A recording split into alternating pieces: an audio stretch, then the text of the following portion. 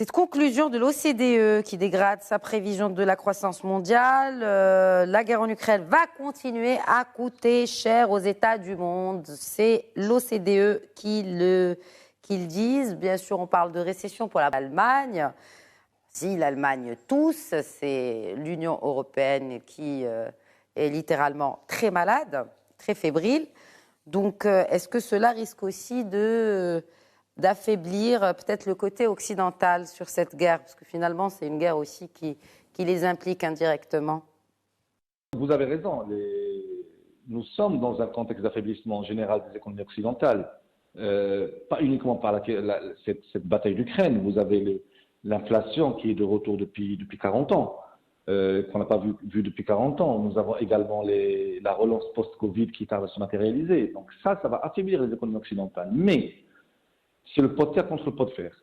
Les dégâts sur l'économie russe sont infiniment plus importants que les dégâts sur les économies occidentales. L'économie russe est en train d'être renvoyée au Moyen-Âge à cause de toutes ces sanctions, un retard économique, un retard technologique, une baisse de niveau de vie.